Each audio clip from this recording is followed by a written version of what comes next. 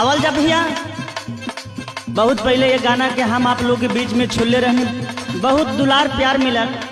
वही गाना के हम फिर ही नया अंदाज में छोड़त तानी। हमके आशा ना विश्वास बा कि बहुत दुलार प्यार मिली। आवल जा कैसे।